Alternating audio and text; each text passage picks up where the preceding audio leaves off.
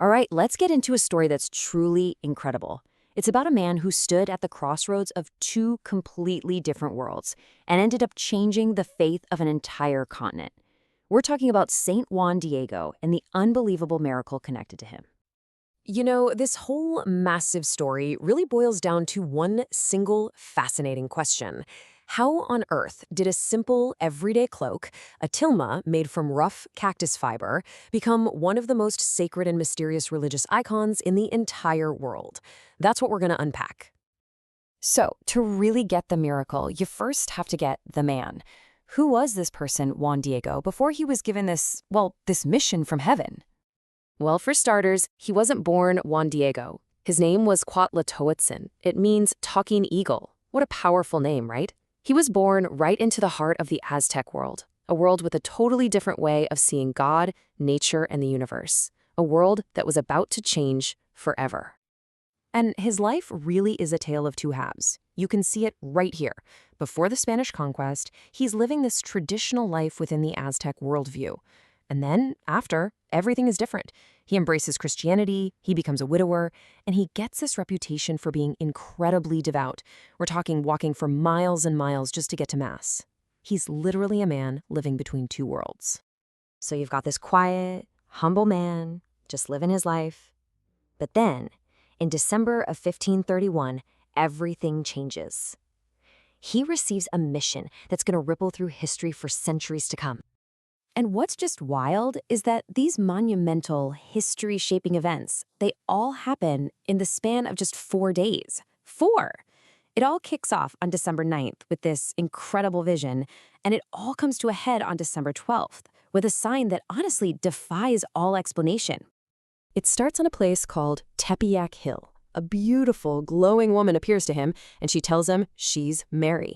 She gives him a very clear 3-part mission. Step 1, go find the bishop. Step 2, tell him I want a church built right on this spot.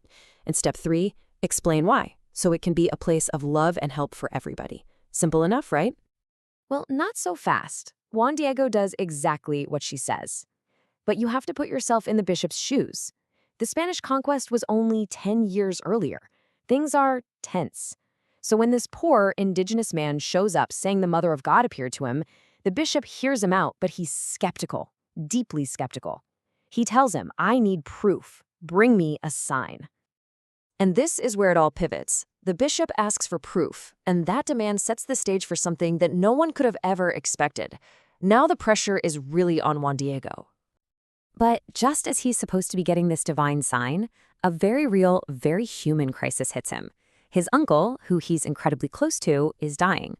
So Juan Diego does what any of us would do. He drops everything to go find a priest for his uncle. The mission has to wait. In fact, he's so worried and distracted that he actually tries to take a different path to avoid seeing the lady on the hill again, afraid he's letting her down.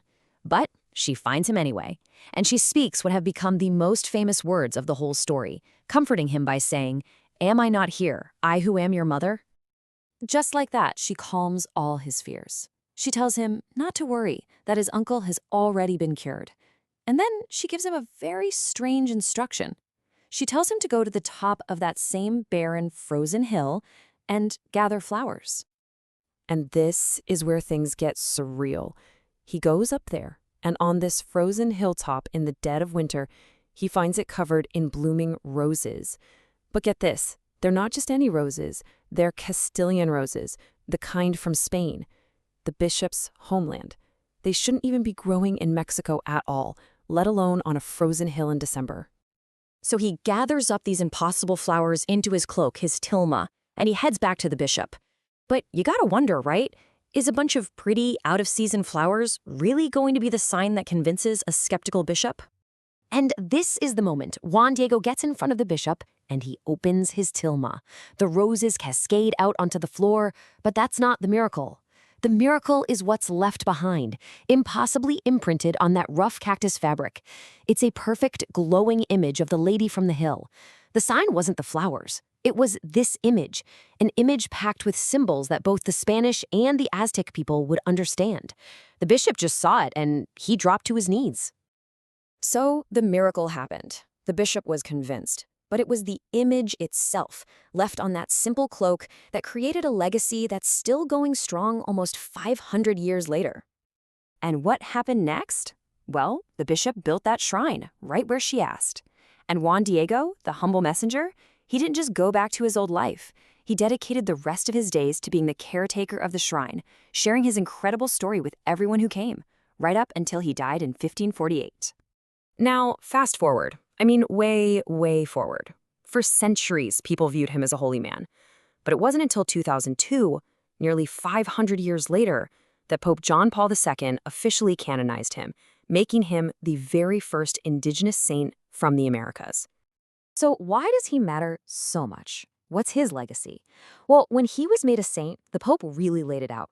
Juan Diego isn't just the guy from a miracle story. He's seen as a perfect model of humility. He's this incredible bridge between two completely different cultures, indigenous and Christian. And ultimately, he's a powerful symbol of how faith can unite people instead of dividing them. And that kind of leaves us with one final thought to chew on. Yes, the story of Juan Diego was about this massive, spectacular miracle.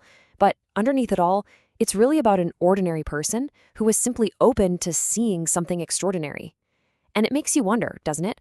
What can a story from 500 years ago teach us today about finding a little bit of the divine in the everyday, unexpected moments of our own lives?